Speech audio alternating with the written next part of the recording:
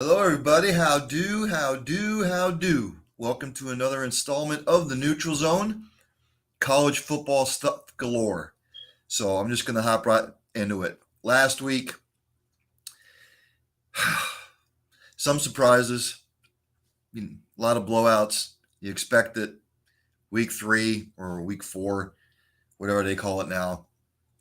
Uh, Florida State struggling at Boston College. Florida State had the foot on the throat, and they let them back into the game, and they almost lost.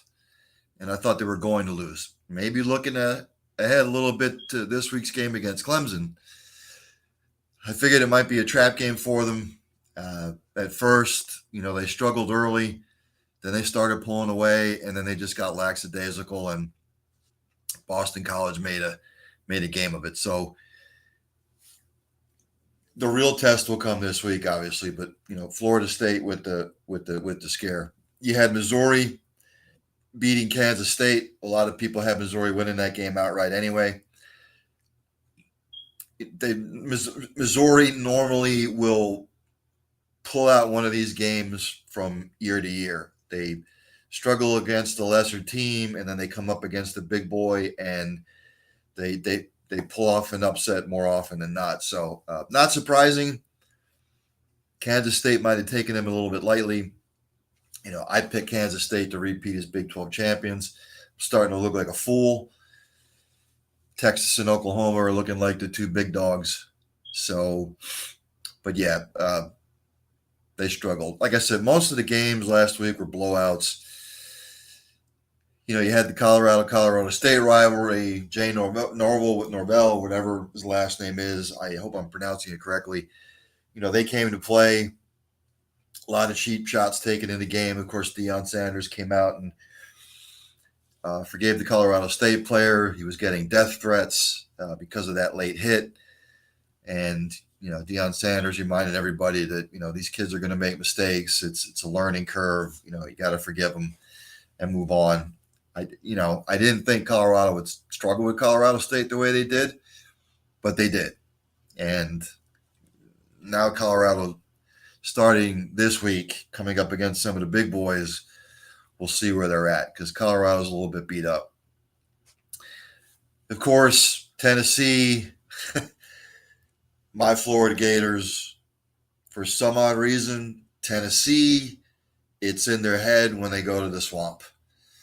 I mean, they haven't won there in how long? I even forget the last time Tennessee won in Florida. I think it was 20 years ago, 22 years ago, or something like that, maybe 25 years ago. It's just in their head. Florida could be struggling mightily, but when Tennessee comes to Florida and they come to the Swamp, they just struggle.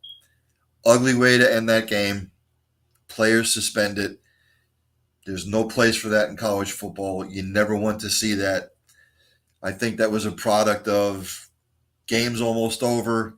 There's 2 seconds left, and Tennessee calls a timeout. And I think that's what set everything in motion. And that'll stick in Florida's minds for the next 360 some days. So I really didn't think Florida was going to win a football game. I thought that Tennessee would blow them out. Everybody's hyping them up, and Florida dominated that game in every facet. I'm talking every facet. Some of the other struggles, you had Georgia struggling with South Carolina. It reminded me of the Missouri game last year when Georgia went to Missouri and Missouri had them on the ropes. Georgia had to dig deep. They won that game. And, South Carolina had them on the ropes. I thought Georgia was going to lose the football game, but Georgia dug deep. That's what championship football teams do. And they wind up winning the football game 24-14. You're talking Alabama. All the Alabama fans are freaking out because this is not what they're used to. You're struggling with South Florida.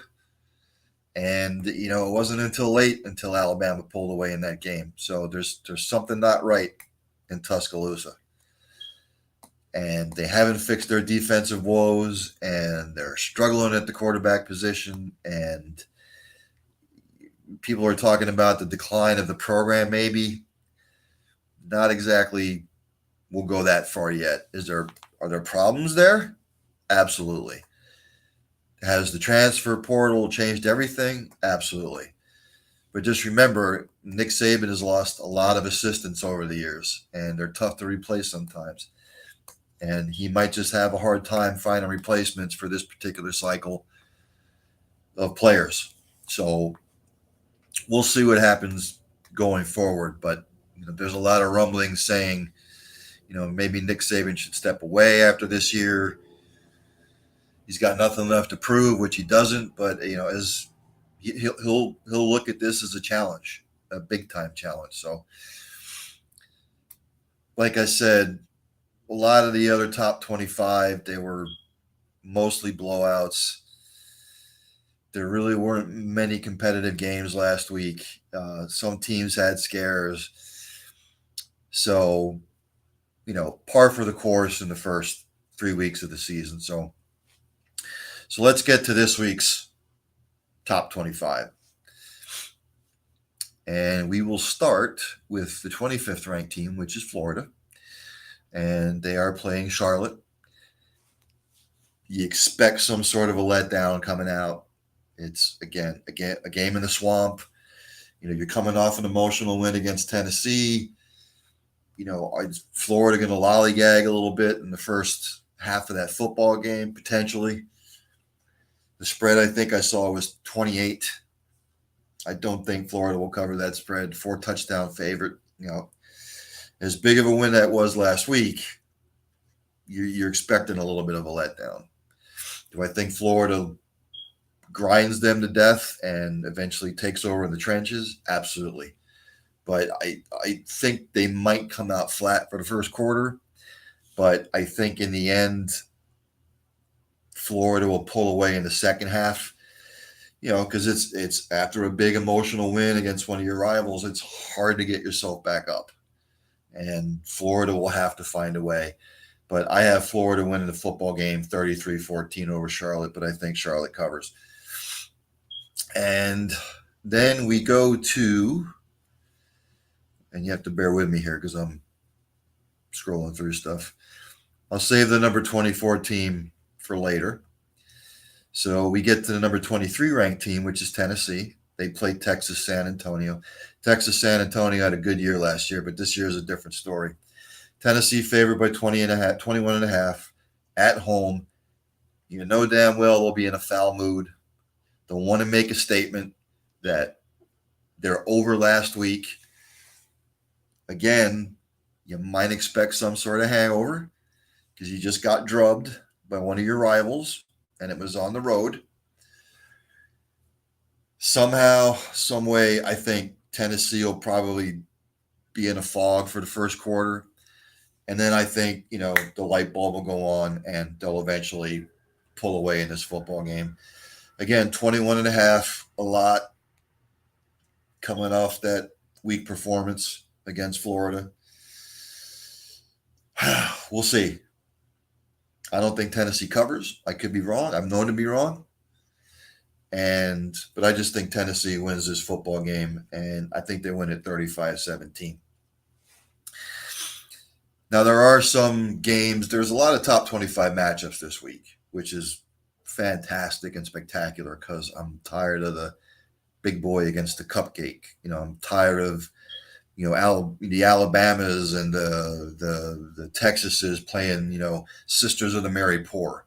So we need to ramp up the competition, and we need to ramp up the quality of the games because that's what I enjoy. So I'll save some of the others for later because there's some top in the 25 range, 25 to 20, that they're playing higher ranked teams. Like I said, so here's one for you. Well, I'll get to that one later too. So I'll go to Miami because Miami's ranked 20th. They're playing Temple. Temple's 2-1. They're at home. Miami's 23.5 point favorite on the road. Miami playing good football. Temple 2-1, but they really haven't played anybody, to be quite honest with you. Temple sometimes is a tricky place to play. They're going to have emotions on their side because I did see where the university president passed away unexpectedly, and there might be a little bit of emotion involved in this game, and I think Miami will probably be aware of that. It might be tough sledding for Miami in the first quarter, but they're better on both sides of the football. They're the better team in this matchup. Spread's 23.5. I'm going to go Miami 37, Temple 13. They cover by half a point with a late field goal. Coaches know, as evidenced by Penn State a couple of weeks ago when they could have ran the clock out, but they scored a late touchdown to cover the spread. So yeah, 37-13. Then I believe the next one on the slate that I saw here is the number 19. Oh, no, that's the 16th ranked team. So give me just a second here as I scroll through my computer. So, and I'll save that one for a little bit later because, again, it's another top 20 matchup. So I'm trying to bounce back and forth here so I don't miss anything. There's another one that's a top 20 matchup that I'll get to a little bit later. So I'll go to North Carolina and Pitt. North Carolina ranked 17th in the nation. On the road at Pitt. Pitt's 1-2. Not the start Pitt was looking for. Tough one. Backyard brawl. Pitt, West Virginia. Pitt comes away with the loss. North Carolina, 7.5-point favorite on the road. North Carolina's defense is just playing tough. That was the one question mark I had about them going into the season. Can they improve on what they've been the last couple of years? Because the last couple of years, that defense has been pathetic. You go back and take a look at some of the stats and the points that were thrown up and the yards that were thrown up against that defense. They seem to have turned it around under Gene Chizik now. Pitt, don't think they really have an identity. They would love nothing but to spoil this for North Carolina. But North Carolina knows. Clemson has already a loss on their schedule, losing to Duke in the first game of the season. You win this game on the road, then you sort of, the train's going to keep rolling, I think, for North Carolina. Like I said, 7.5 on the road. I think Pitt makes it tough for them, but I think North Carolina's defense will win this football game. I'm going North Carolina 33, Pitt 24. I'm sticking to that, by the way. Then we get to number 16, which is Oklahoma. They are on the road at Cincinnati. I don't know how the hell they pulled that off. Cincinnati getting Oklahoma to come to their house. Oklahoma's favored by 14 on the road. Cincinnati is sneaky 2-1. They said Luke Fickell now in Wisconsin. It's a new era in Cincinnati. Oklahoma trying to get back to the top. They had a rough year last year. They started off 3-0 last year, and they went 2-6 the rest of the way, which were 2-7 or something like that. They were not good on the back end of the season. Oklahoma seems they struggle against SMU, which a lot of people thought that they might. I didn't think they would struggle against SMU, but they did. Cincinnati, again, new regime, trying to find their identity, probably not sure what they are yet. Oklahoma knows what they have to do. They know that they have to battle Texas. They know they have to keep winning. Hopefully both teams will be undefeated in the Red River shootout when they meet. I think Cincinnati makes it tough for them for a little while. But I just think Oklahoma is a different beast for Cincinnati. So I think Oklahoma will cover. I think, again, the first quarter might be a little bit tough, but then I think Oklahoma just starts to pull away. So I'm going to call Oklahoma 42, Cincinnati 17. So we got that one out of the way. And next on the slate is a big SEC matchup. And if I can get to it here, we have number 15 Ole Miss on the road to take on Alabama. Alabama favored by 6.5 at home. When's the last time you saw Alabama only favored by 6.5 at home? Ole Miss, undefeated, 3-0, playing really good football. Anybody who's watched Alabama this year knows that there's something not right there. They have all kinds of issues. On the defensive side of the ball, they look confused. Offensively, there's no identity. The quarterback position is a huge issue, as it is all throughout college football this year. If you're lucky enough to have a solid quarterback, you're going to go places. But I say to Ole Miss, if you can't beat Alabama this year, after all that's going on in Alabama right now, when can you beat them? I think this is a prime opportunity for Ole Miss to go in there and make a statement and win this football game. Again, Nick Saban just seems to have a way when his back's against the wall and his team's backed into a corner. He seems to get his team ready and prepared for these types of football games. Something's telling me, though, this year is a little bit different. I haven't seen Alabama struggle out the gate like this since before Saban got there. Maybe in Saban's first season, which was a rough one. I just think Alabama has something for them. It's one thing to go on the road and struggle against South Florida, and that was pathetic. But now, again, Ole Miss, if you want to be one of the top dogs, you got to beat the top dog. So we'll see. But I'm calling mini upset, I would think. I'm going Ole Miss 31, Bama 27. That's right. I'm calling it now. Bama will probably make a fool out of me. They'll probably go out and wax them and make a statement that, hey, we're still here. I just don't think you can fix all that's wrong with Alabama right now in 1 week. I just don't. So, again, Ole Miss 31, Bama 27. Then we get to LSU. They're ranked 12th in the country. Since the opening loss to Florida State, they look good. Defense is playing a lot better. Offense is clicking now. Jalen Daniels. Arkansas, a sneaky team at 2-1. Sneaky 2-1. People are saying don't sleep on Arkansas. Again, they're LSU favored by 17.5. Not giving Arkansas all that much love. Yeah, can't really get a read on the game. I think, again, one of these games, SEC, it's a rivalry game, mini rivalry game.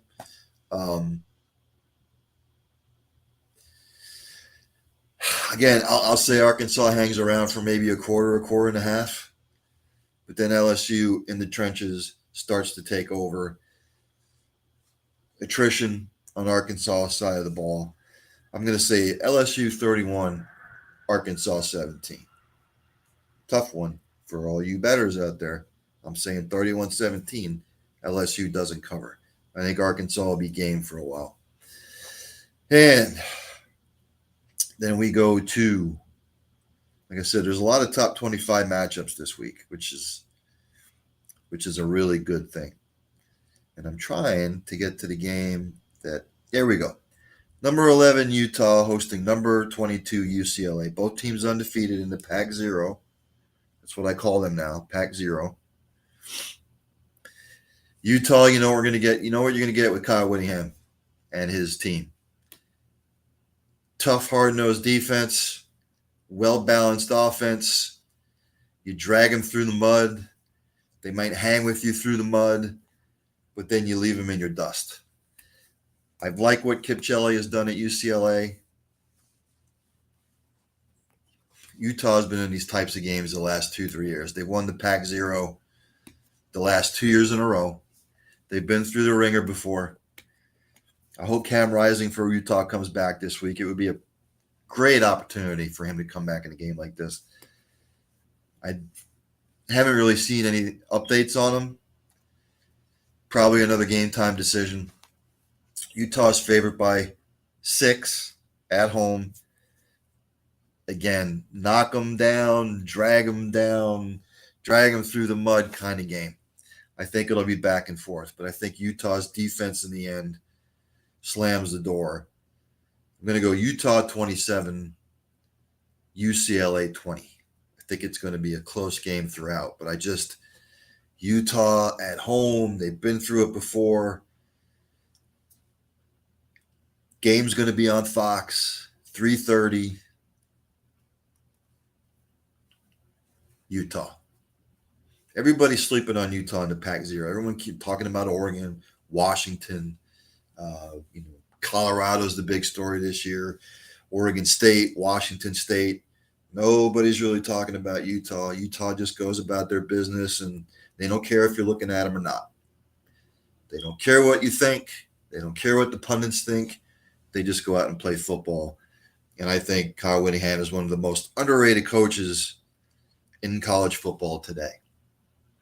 And he's continued to stick at Utah. I thought he would maybe go somewhere bigger after a while, but I was wrong. So 27-20 UCLA. Then we go to number 10 Oregon hosting Colorado, who's ranked 19th. Another undefeated Pac-0 matchup. Everybody knows that Colorado's the darling of college football right now. Well deserved. But they're beat up. Emotional game against Colorado State. Now you have to go to Oregon. They're favored by 3 touchdowns. They're favored by 21. Different beast. Different beast. Again, TCU, not the team they were. Nebraska, Colorado State. Now you're playing up against the big boys for the Pac-0. And this is where I think the train stops for a while. Oregon, a different beast. Offensive line, defensive line. Colorado has athletes, don't get me wrong. Colorado will hang around for a while. I just don't see them winning the football game. Again, I said they got to play Oregon. I think they have to play Oregon State. They have to play Washington. And I think they have to play USC. We will see where this Oregon team and the program is after this particular football game. I don't see it. Do I think Colorado covers? Yes. I'll say they throw up some points. Just because you know how sometimes the Pac-0 games get back and forth, up and down the field. So I'm going to go Oregon 40, Colorado 27. I think Oregon will pull away in the second half. I think Colorado keeps it close up until halftime. And then Oregon starts to rev it up. And then let's see, we have number 9. I just saw it. We have number 6, Ohio State, going to South Bend to take on number 9, Notre Dame. Ohio State's favored by 3. I don't understand that one. So somebody in Vegas knows something that I don't. And I think I know college football fairly well. Sam Howell, the transfer from Wake Forest, which I think he's in his 7th year. He's been around college football forever. He was at Wake Forest for how long? But Notre Dame has their quarterback. Ohio State still doesn't know what they have a quarterback. I know they named a starter for the rest of the season. But there's just something amiss offensively with Ohio State at the quarterback position. And Sam Howell is tested. He's a 5th-year senior or a 6th-year senior or whatever the hell he is. I don't even remember anymore. Notre Dame just seems to have it this year with him at the quarterback position. That they put together long drives, they keep their defense off the field, and they keep their defense fresh. Ohio State, I haven't seen like a full game put together by them yet. I still don't understand Ohio State favored by. It makes me nervous that they're favored by 3. But South Bend, rocking, games on NBC. It's a late start. It's 7:30. I just think this time, and I think somebody said that Notre Dame has not beaten Ohio State since the 1930s. And I'm sure that's been brought up all week long. And I'm sure Ohio State knows that too. I just think Sam Howell's the difference in this football game. Again, South Bend will be rocking. Ohio State will be Ohio State. They'll be game. But I just think in the end, Notre Dame this year has more talent than Ohio State does. So I'm going to say Notre Dame 31, Ohio State 21. So the next game is another, I believe. Yes, let me go to this one. Another undefeated Pac-0 slate. Oregon State, number 14, and number 21, Washington State. This is one of the games I'll be tuned into because this is going to be a war. These are the two programs, remember, that the Pac-12, one of the Pac-12 commissioners came out and said, we wanted to go elsewhere with everybody in the conference but those two programs. Oregon State favored by 3 on the road. A lot of people sleeping on Oregon State too in the Pac-0. Remember, they had a fantastic year last year. Tremendous year. Washington State, sort of middle of the pack last year. Oregon State, again, they play like Utah does. Kick-ass defense, well-balanced offense, and Washington State, who beat Wisconsin a couple weeks ago, same sort of mirror image team. They play solid defensively, hard-nosed. They don't wow you offensively, but they get the job done. They keep you off balance. This is going to be a freaking fantastic game. I can't wait for this game. I don't think there's going to be a crap load of offense. Do I still think they're going to score points? Yes. Do I think this is going to be like a 49-44 game? No, I don't. This is a tough one, man. This is one of the toughest ones on the slate for me to even pick. Because really, to me, this is a pick'em game. And it's going to be a fantastic outing. But with all that being said, I just think Oregon State has a better defense.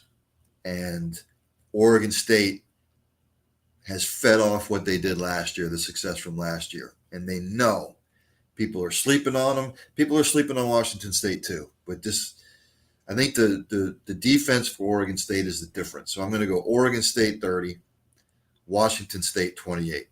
But again, if you're a college football fan and it's a later start time, I know the Ohio State Notre Dame game is going to be going on, but this is one game that I want to watch, that I want to see. Because I just think it'll be I'm not saying the Notre Dame Ohio State game won't be good, but I think the Oregon State Washington State is going to be one of those games to remember. And I'm just trying to flip through the rest of the schedule here. Let's see what else we have. We have number 8, Washington, hosting the Cal Bears. This game is going to be a joke, ladies and gentlemen. Michael Penix Jr. right now for Washington, the quarterback, playing out of his mind,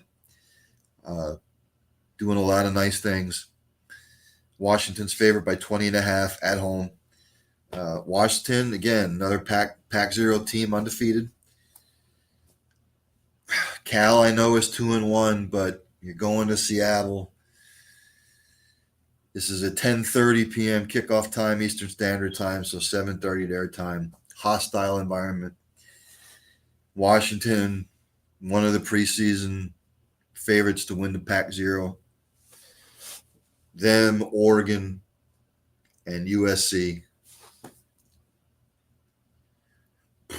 I just don't see Cal hanging around at all. I just don't. They might shock me for a quarter, Cal, but this has the makings of an ass whooping, to be quite honest with you.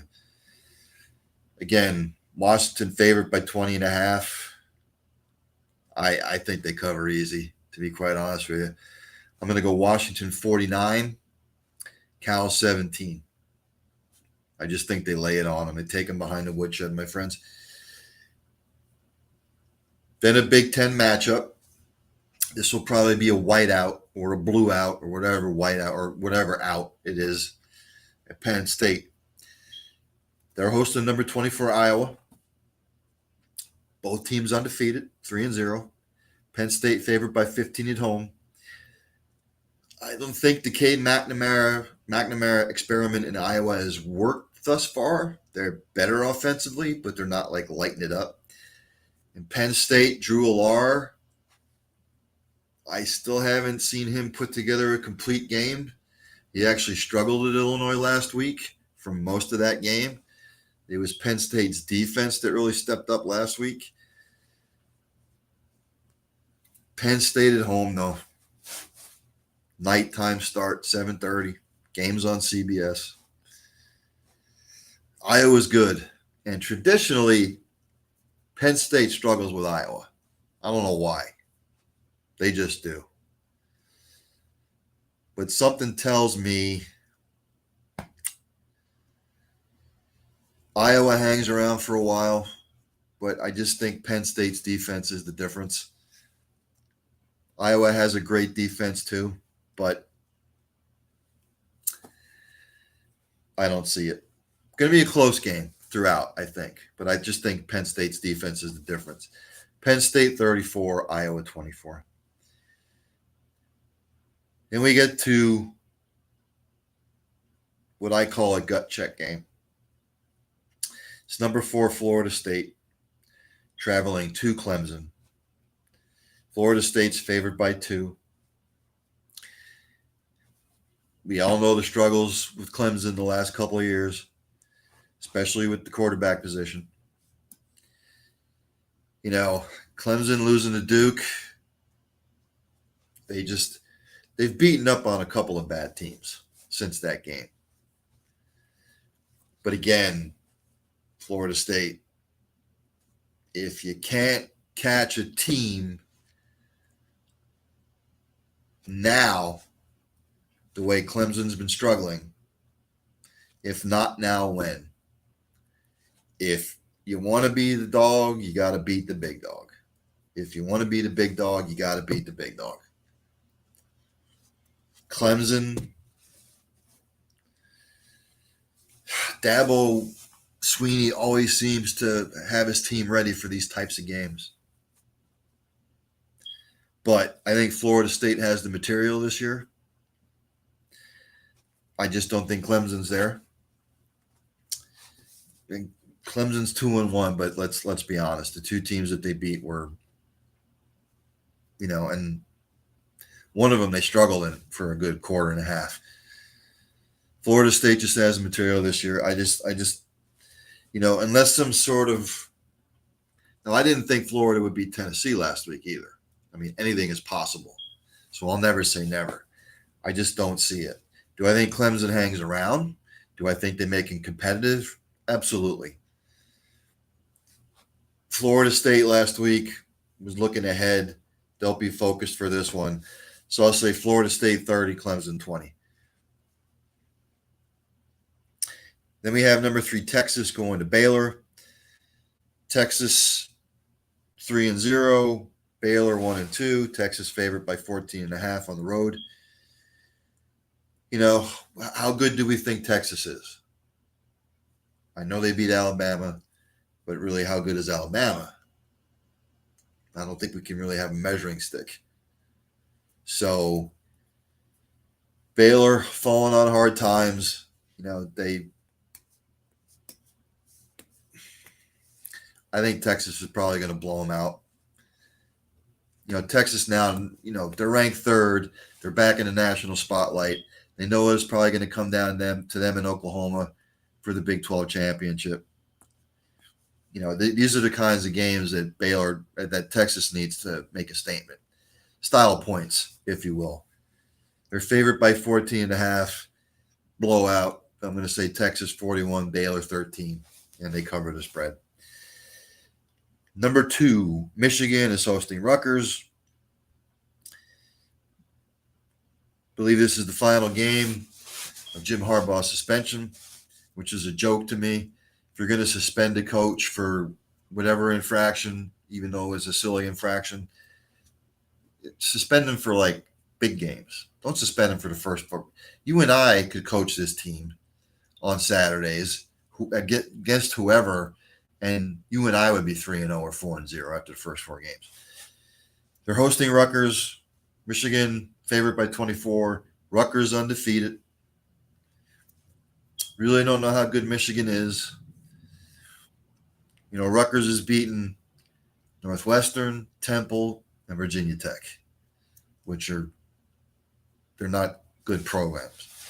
But on the flip side, who has Michigan beaten? They've beaten East Carolina, UNLV, and Bowling Green.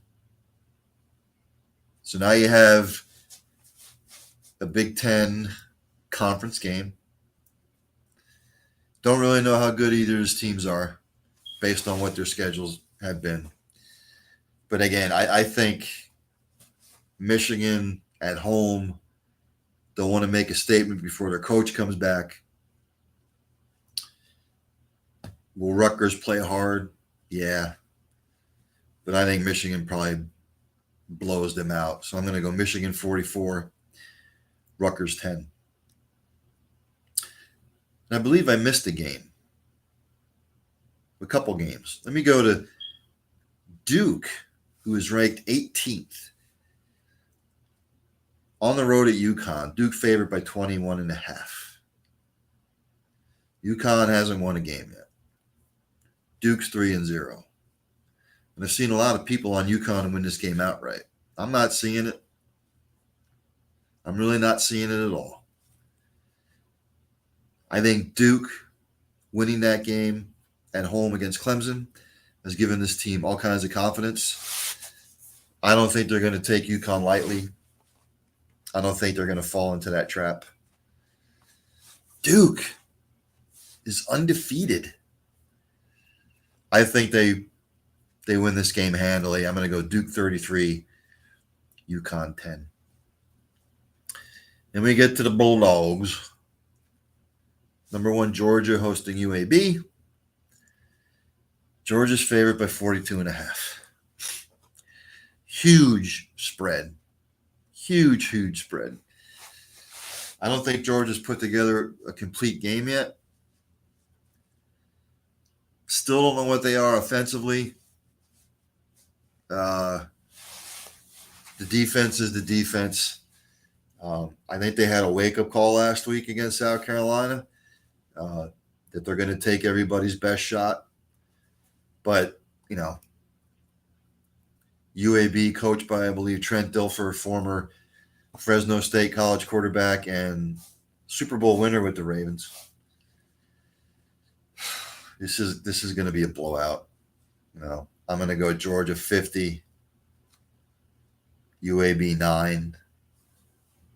So UAB might cover by like 1.5, half a point, somewhere in there. And I believe I've hit all the top 25 games. I don't think I've left any out. Of course, if you want to delve into the entire slate, there's a game on the night. It's on right now. Georgia State playing Coastal Carolina. Both teams playing really well. Georgia State's up early 7-0. This is a pick'em game for me, so it could go either way. You know, some of the other games on the slate that may have been of some important. You have Maryland going to Michigan State. Maryland undefeated. Surprisingly, Michigan State 2-1. They got their asses handed to them by Washington last week. We all know the Mel Tucker situation. The culture at Michigan State right now is a mess. I don't think they recover from it. There's just too many distractions. I think Maryland will probably – they're favored by 7.5. I think they roll in that game. You know, just scrolling through some of the other games on the slate, Maybe another good game that's not a top 25 matchup at all, but UCF is going to Kansas State. How's Kansas State going to respond? Losing to Missouri. Central Florida undefeated at 3-0. Kansas State favored by 3.5. So Vegas giving Kansas State a little love, even though they lost last week. I expect Kansas State to win that. One of my friends brought up the Army-Syracuse game. Syracuse undefeated at 3-0. Army 2-1, playing scrappy football. Again, to me, pick 'em game. That game could go either way. Auburn on the road at Texas A&M. Auburn undefeated. Texas A&M with the lone loss. They're 2-1. A&M favored by 8 at home. College Station, again, tough place to play. Again, pick 'em game for me. You could go either way on that. So I'm just going through some of the other games that might be of importance that are not top 25 games. Not many on the slate. Here's another one. The teams aren't ranked, but BYU 3-0, Kansas 3-0. Kansas favored by 9.5. Again, to me, a pick 'em game. Both teams playing well. Everybody remembers that Kansas started off 5-0 last year, and they tailed off. And then there's just a lot of mediocre games on with teams with losing records. I'm just trying to find some of the others that are maybe of interest to people. You have Memphis at Missouri. Both these teams are undefeated. Missouri with the big win last week. Memphis surprisingly 3-0. Missouri favored by 6.5, but to me that's a pick 'em game. How's Missouri going to carry over the momentum that they have from last week beating Kansas State? The fans actually rushed the field. I believe Missouri got fined for it. And that's the other top 25 matchup I missed was USC, number 5 in the nation. They go to Arizona State. Spread's 34.5. USC's everyone's darling from the Pac-0 to get to the college football playoff.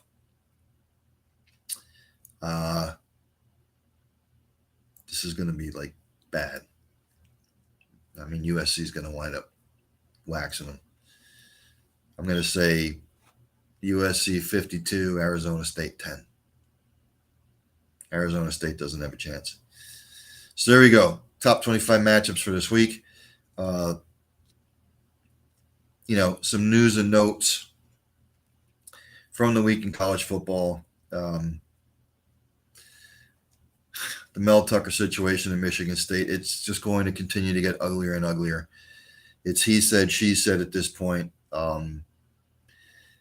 He believes he is going to be wrongly fired. He didn't think he got a fair due process. This is just going to be ugly. And,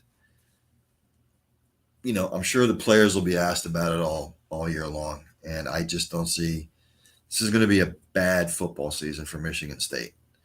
And Mel Tucker's first year had such great promise, and ever since he's beaten Michigan, the program's just tailspinned.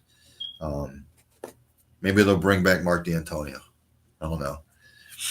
We'll see. Got to send out prayers to LSU defensive player. I believe his last name is Brooks, Greg Brooks. He had surgery to remove a brain tumor. Prayers to him and his family and his friends. It's that kind of puts sports into perspective when stuff like that happens. So again, prayers to him and his family.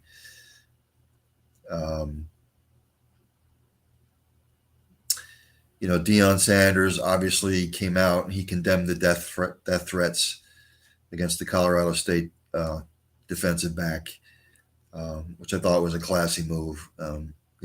Players don't need to be getting death threats over anything. Like much Florida Tennessee game.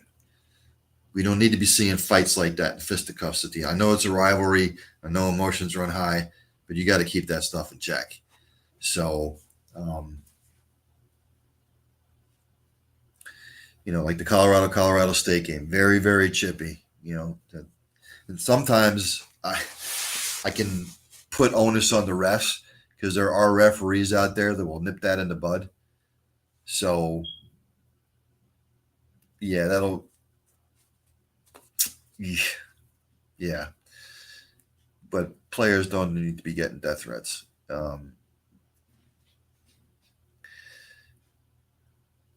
Not much other news in the way of, college football. Again, my what I'm looking for this week is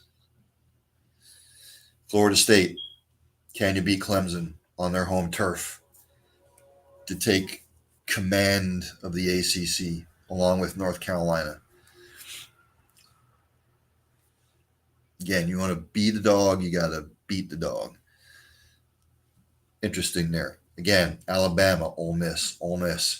If you can't catch them this year, when are you going to catch them? You need to make a statement with this game. You got to beat Alabama on the road. And again, Washington State, Oregon State, tune in. Going to be a hell of a football game. And again, can Notre Dame beat Ohio State for the first time since the 1930s? And I want to see how some of these other teams respond. How's Florida going to respond against Charlotte off an emotional win? How's Colorado going to travel to Oregon? How are they going to perform? Is Georgia going to take UAB lightly? Or are they going to make a statement? So a lot of interesting matchups this week, a lot of good matchups this week, a lot of good football this week. So let me get to my against the spread picks, and then we'll wrap it up. These are the teams that I like this week. And of course, I didn't write the spreads down because I'm an idiot. So let me pull it. I like Arizona minus the points this week. Can't remember exactly who they play. I thought I had written down the point spreads, but Arizona, Duke, Kentucky, Louisville, Minnesota, Rice, UNLV, USC, and Washington. 1, 2, 3, 4, 5, 6, 7, 8, 9. There's 10 against the spread picks that I'm playing this week. Now, entering last week, I was 11-5 against the spread, and I was feeling myself a little bit, patting myself on the back. Last week, I got my ass handed to me. I went 3-7 on my picks. So you're bound to have a bad week. I'm hoping to pick it up this week. So I'm going to cut it a little short tonight because there is football on, by the way. The Georgia State Coastal Carolina game is on. And, of course, we have Thursday night football coming up. That is the Giants taking on the 49ers. Which Giants team is going to show up? Are the first half against the Cardinals Giants going to show up, or is the second half Giants going to show up that showed up against the Cardinals? So which team is going to show up tonight? I don't think it matters. I think San Francisco will win the game anyway. Doesn't matter who the Giants throw out on the field. So I think San Francisco wins easy. Trying to think if I'm missing anything for everybody here. I want everybody to enjoy the games. I want everybody to have a safe weekend. There's going to be so much good football on this week. Again, I have to thank my man Sean Stewart, Sports for America, for allowing me this opportunity to bring this to you, my college football knowledge, my football knowledge, period. And again, I'm wrong every once in a while, but college football is my passion. I follow it religiously, more so than the NFL anymore. Don't forget about Gridiron Gurus. Um, Got to tune into the Gridiron Gurus. Some great information there. Um, so don't forget to tune into that. What else am I forgetting here? So yeah, Gridiron Gurus. I will see everybody next week. And again, have a safe weekend, everybody. Enjoy football because we're in the thick of it now, my friends. And I'll see everybody next week.